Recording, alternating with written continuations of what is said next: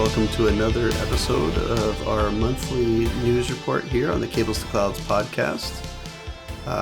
I'm Tim. I'm here with Chris, and Catherine is somewhere else, probably having more fun than we are. So we'll just jump right into the news.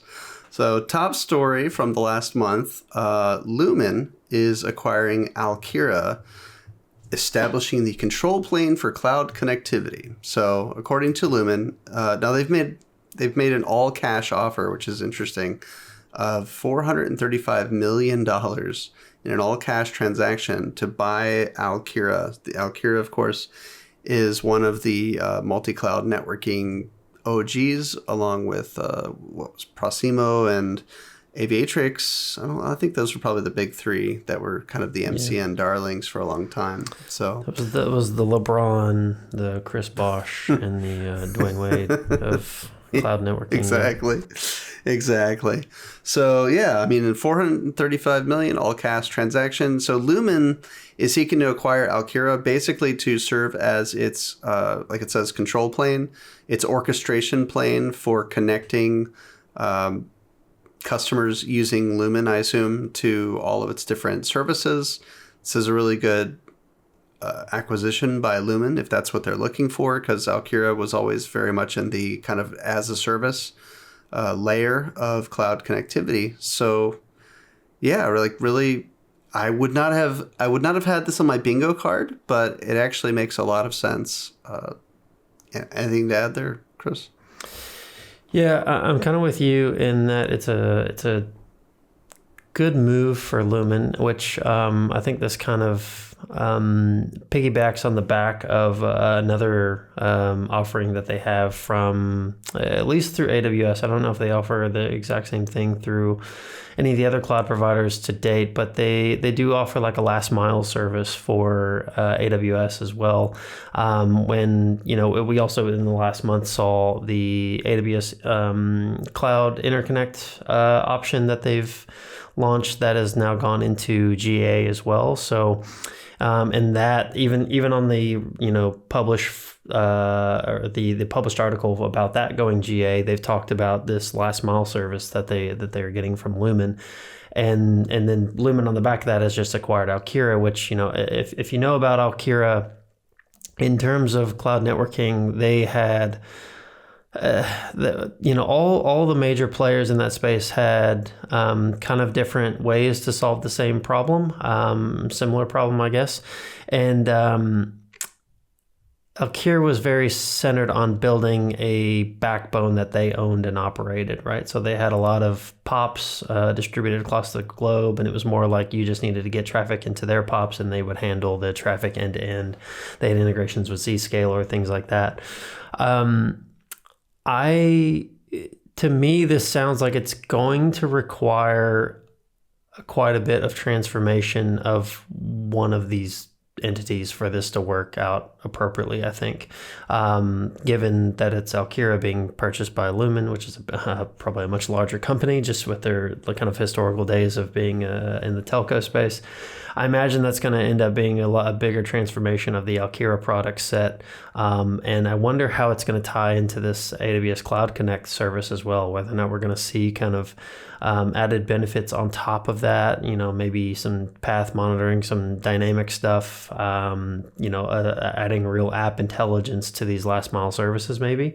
But it's, at the end of the day, I don't know how well AWS, Azure, GCP are going to integrate with that as well. So yeah, I think it's going to require a lot of heavy lifting to get something out of it, but it could be something really, really cool. At the end of the day, probably more similar to like a Graphian type of service. I could see them kind of stepping into that fold as well. But yeah, super interesting. Yeah.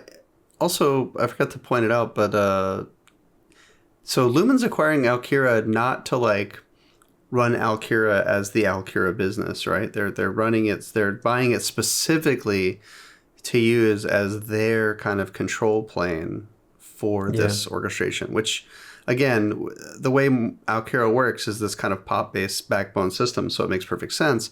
But something that Alkira also really, really succeeded with was kind of their marketplace offerings, like, because of, hey, we're your backbone, kind of, here's a bunch of partners that we have, and you can just kind of bring services through us. So it was really, really popular and good. That's just how they did it. And so again, Lumen's not buying Alkira to like, hey, we're still, we're Alkira, but like, hey, we're going to use this as our control plane. So I wonder if that means that, current Alkira customers are just going to kind of roll in, like what that looks like, like once that becomes part of Lumen's, and this is probably going to take a year or more probably to really see significant change. But what does that mean if you're a Alkira customer? Obviously you're just going to become a Lumen customer, but as they kind of try to do the merging, of Alkira to service what Lumen bought them for, I wonder if there'll be any kind of hiccups there. So we'll see. We shall see. Okay, and next up we have an article here from Anthropic about a Claude code quality post-mortem. So basically Anthropic came out and said that they are providing a post-mortem for 3 separate issues that they saw with degraded Claude code quality between March and April 2026. The issues that they stated were default reasoning effort was suddenly reduced from high to medium, a caching bug caused loss of reasoning history mid-session, and a verbosity reduction prompt inadvertently reduced coding intelligence. So the thing is about this, I mean, it's great that they're providing this level of transparency with the reduction in kind of quality from this tool that they've now blasted into the enterprise with. But if it kind of creates this weird discussion now about like, when you have teams fully dependent on these types of services and generating good quality code, I think we start to enter into, was this the outcome of these apps or, APIs or things like that were built just during this short window of time could be drastically less secure or less optimized than what was produced 2 weeks after that, right? So it's I don't know. You got any commentary about this one too? So it's interesting, right? This idea that what you said about the idea of you've got enterprises that are now relying on Claude code and whatnot, just gave me like the drug dealer thing, where the first hit's free and then they got you. But regardless, so brings forward an interesting thing that really nobody's really talked about, especially the AI as a service providers. I don't know what you would call these guys, like Anthropic and OpenAI. What is the service level agreement of your access to models, or using whatever harness, like what is the damage redress, if they just do stuff like this and the service suffers. And of course the answer is legally probably very little or none, right? It's kind of an what do they call it? As you just good luck, kind of service level agreement, so what is the redress? And the answer is probably nothing for a company that is using, Claude code, and maybe they paying API call by the API call, paying for Max Pro X37, subscriptions or whatever. But like also, how do you prove it? How do you prove it? Well, how do you prove it? Yeah. Yeah. Like, first of all, how do you prove it? But also, like, it also not that I sympathize, but I also kind of understand the Anthropic side of it as well. Like you pointed out, in that, like, if I am using this model, whether it be the top tier model or the mid tier model, whatever, to do this level of task, and Claude or Anthropic on the other side has some type of outage where there's reduced quality, maybe if I'm using it to build a calculator app versus I'm building some enterprise application that's a full-on CRM, just because they said they have reduced quality between this point and this point, am I entitled to some type of compensation because I didn't get the output I should, when it's really like I'm just doing fucking basic shit, you know what I mean? Yeah. Like, I don't know.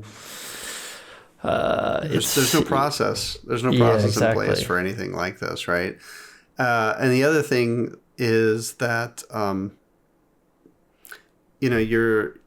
we're doing this thing where we're coding and they're coding. They're changing their stuff up all the time, right? And so like this is an example of them basically, I mean, it's given what they said was the actual problem, it was basically them trying to shave off as much as possible, from usage, basically. I mean, and that's something that you hope they would do to become more efficient. But there's also this question of like, where does, and I don't think anybody has the answer, what is the balance between increasing the efficiency of using a model and making the model less usable? Because I mean, at the end of the day, the more efficient Anthropic makes their models, the more of a margin that they kind of built for themselves, right? It's not like you're not going to pay less for your Max Pro subscription because they managed to make the model more efficient, or more efficient by being dumber. I'm not sure like what that looks like, right? It's experimentation. It's the economy of scale, dude. Isn't that what it is? It's the cloud all over again. Yeah, well, that's a whole other thing, right? But yeah, I mean, we do want models to be more efficient. God knows we don't want to burn down the Amazon to build a calculator app. But it does beg the question, what does that look like? Like, how do we, to what degree can we build the plane while we got a bunch of passengers flying on it to make it better? And that's, personally, I'm all for making it as efficient as possible. But, if you got a bunch of customers relying on the app for their livelihoods, essentially, or more like you got a bunch of late stage capitalist companies relying on it for their... It's all shareholders at the end of the day. It's not the people. But anyway, yeah, like what's the answer? And what's the redress, or what's the responsibility? So that's the question I have. All right. Let's see. Moving on. Speaking on, there's a new spin on an older attack.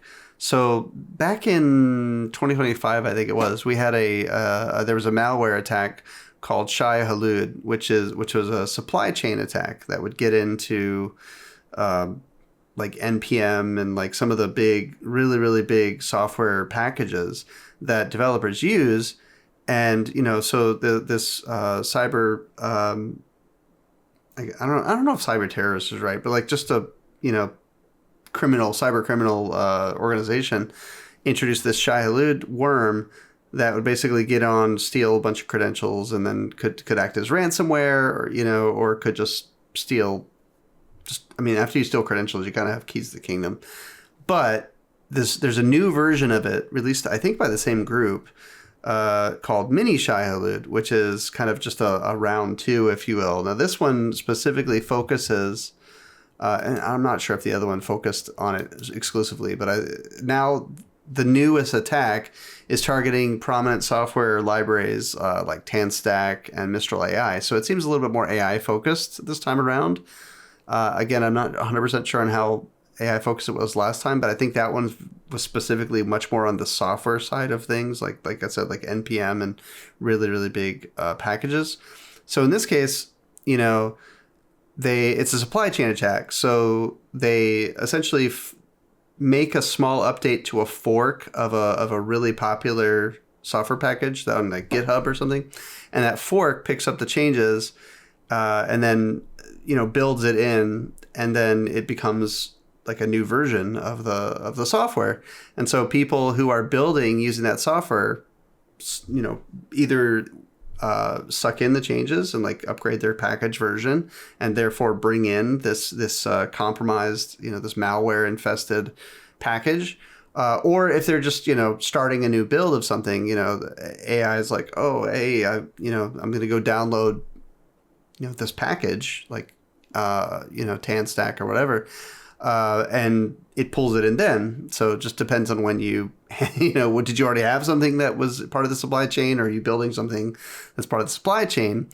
And so even though these are found fairly quickly and removed, so because, open source and because the pipelines are what's getting infected and not it's not just random people that are just, here's malicious code and that would be easy to find. They're actually being pulled in by pipelines that are trusted, and because the pipelines are trusted, it ends up with the same signature as the trusted, software essentially, and that's how this is happening. And when it gets in, it looks at your Claude, like your, not just Claude, but like your, OpenAI, whatever, all of your Claude credentials. It looks in all the directories where AI puts credentials and builds stuff, and steals all of it and tries to basically, compromise those accounts as well. It's also self-replicating. So if it compromises something else, it'll log in and, create the worm on that device, and then it do the same thing and just keep replicating as much as possible. And there's a part, this article actually specifically points out that, they'll do things like ransomware. So, after they steal your credentials, they'll lock you out. And then basically if it'd say, hey, if you rotate your keys, we can remotely trigger a meltdown, like a destruction of all the stuff on your computer. So it's getting really sophisticated out there. But what I find so interesting about this is like truly classic supply chain attack type stuff. And this new, I don't think it's new, but like this thing of using a fork of something really popular, and then kind of very kind of shadowy updating the fork, and the fork getting picked up and becoming part of the pipeline that's trusted. It's very, very what's the word I'm looking for? It's just very elegant and very very sneaky how a lot of this is happening. And to avoid detection, they use certain exfiltrate data session. They use something called session to do exfiltration. I kind of have to clap, because it's really well done. So anyway, any thoughts about this? No, I mean, you said it well. I think it points it out in this article as well that this option that has been potentially exploited, this TanStack React router, it has 12 million plus weekly downloads. So the blast radius on this thing is quite big, right? This could be consumed at a very large scale across the board. And I think that it also says that most security teams need to rotate all their connected cloud credentials if any of these affected packages were potentially compromised there. So unfortunately, it's one of those ones where it just causes a lot of busy work for people. So I imagine that's probably going to be the outcome of this. But this is, to be honest, we don't do too much on the developer side, right? Like we don't do a ton of that, no. But with the introduction of things like Claude Code and what have you, it's something I'm using on a daily basis now when I'm building apps and things like that. And, this thing that was interesting about this was not just that it compromised the CI/CD pipeline itself, but that there's a lot of things like a developer configuration directory that is local to your machine that typically does not get checked by version control, does not get put through regular security scanning, and that's where all the stuff was that was used to exploit the user, right? So things like that are in a .claude directory or a .vs code directory. I actually don't know the broader scale of how these things are typically controlled. Like, a lot of us aren't using, kind of the intricate key vault stores and things like that. So I imagine this problem could be a big attack surface in the future because of the way people are using this stuff now. And probably in a relatively insecure manner, like I am probably doing. I mean, it used to be you could just use a .env file or something, and as long as it's in your git ignore, it's not going to end up on a public GitHub. And I mean, that's still the case. But if you have something that's compromised and then running locally on your machine, like there's nothing to stop that thing from being able to view all of anything that's in plain text, basically. Anything that's not truly encrypted, it's going to be able to see it. And the other thing is, now that we're coding with AI harnesses and agents and everything, those things don't, as part of their workflow, it's not like they're going to check whether or not the packages they're installing, whatever it is that they're doing to accomplish your task, they're not necessarily checking them against CVEs and, doing that. Even that rigor wouldn't have caught a lot of these things with with mini Shai-Hulud. We're talking about stuff that was signed, essentially by the publisher, if you will, saying it was good, it was real. So it's not that simple. So but the more we let AI do on our behalf, even if you're not a coder, especially if you're not a coder, you don't necessarily know what it's installing and what it's pulling in. And especially with things like skills is a new thing as well. I don't want to get too far into that because we'll go way off the thing, but that's skills, installing malicious skills is a thing we should cover on a future episode. We also talked about all the security baked into MCP as of today. Yeah, let's not even get on MCP again. Yeah, it's interesting stuff, man. Brave new world, and we're just barreling headlong at it. So.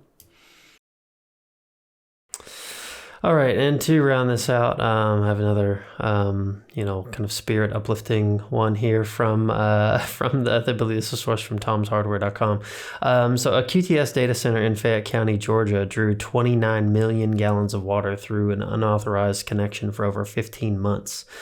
The unauthorized usage was discovered only after nearby residents reported low water pressure. Despite the unauthorized draw, the county declined to fine QTS, citing future tax revenue from the campus. So, I mean,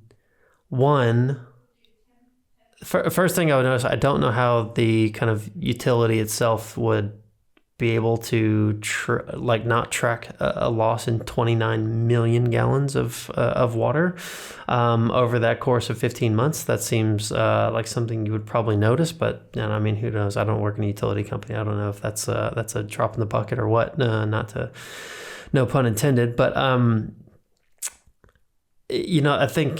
I think I do remember seeing clips of this, like even if it wasn't this reported story, I've seen other communities where, the members of the community are posting on the news or like news stories talking about like their low water pressure and turns out, they're just like half a mile down the road from where a data center is being built. And I don't know about you, Tim, but I'm seeing it on like social media, like local news, etc. Oh, yeah.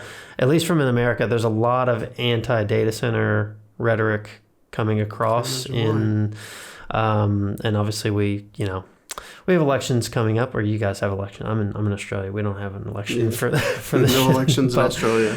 Yeah, well, there are some, in Australia. But I also can't vote yet, so they're kind of not too important to me just yet. But so I mean, you got to take it with a grain of salt, because obviously when there's an election year happening, there's a lot of I won't say propaganda all the time, but there's a lot more focus on these kind of social economic issues and things like that. But this is just another reason why you probably don't want a data center within a 5-mile radius of where you live. It's not going to be an enjoyable experience most likely, and obviously that's what we're barreling towards. So how are you going to solve this, Tim? Are you going to start an uprising? Yeah, probably. No, I mean, yeah. So something new and fun has been happening here in the U.S. recently. Because of the AI arms race that's kind of unfolding, I've heard stories and seen articles talking about how even when like a municipality or like the people, I guess, really inside a municipality are trying to protest or vote against this data center being built, they're being overridden as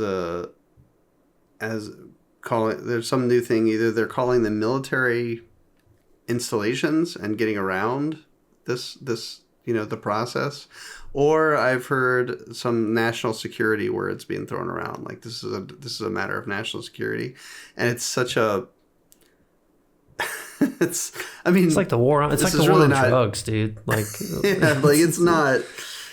And I've seen it more than one place, but I'm still looking for some very big specifics. But I have seen, even from reputable sources, some stuff about this, and it's just more crony capitalism at the end of the day. It's complete crony capitalism, which is what I would expect. So, the thing is that this is like real people. Face.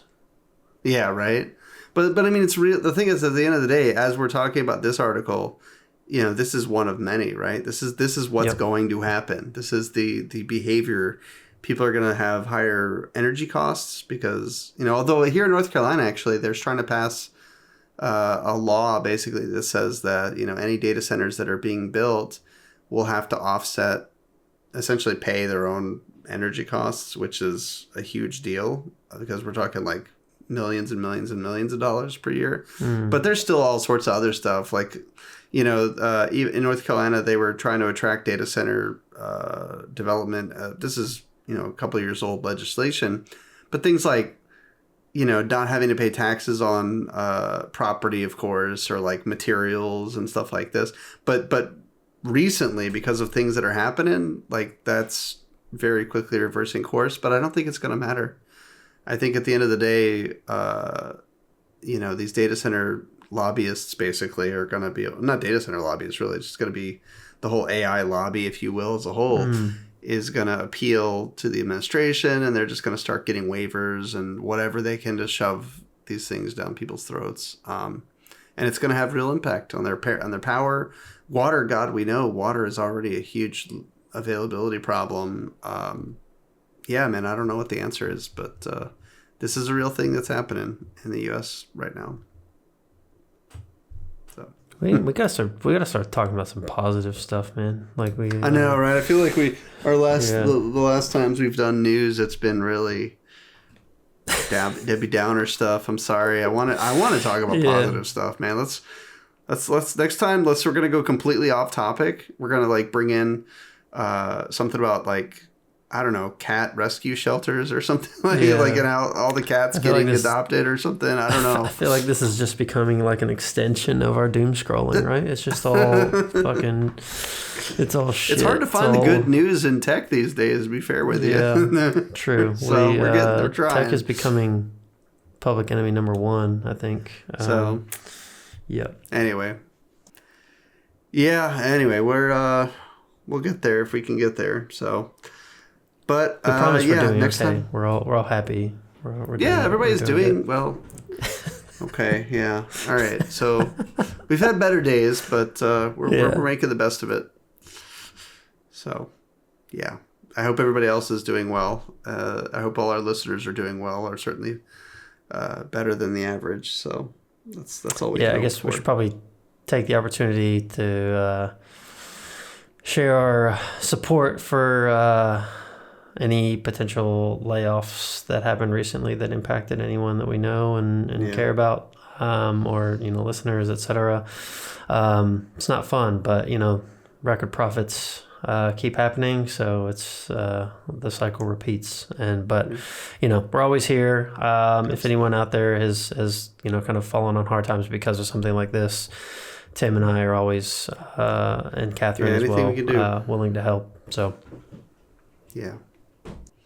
All right, and on that note, then, having really, really raised the mood up, I think we should probably go ahead and close out for the month before, anything Before worse something happens. else bad happens. As quickly as possible, let's close it out. Thanks for joining us. So if you enjoyed the news, and I can't imagine why you would have, so please share it with a friend. Hopefully things are better. Things will be better next time. We bring Catherine back in next time. She always keeps the mood very She'll lift very our good. spirits. Yeah. All right. Take care, everyone, and see you next time. See you guys.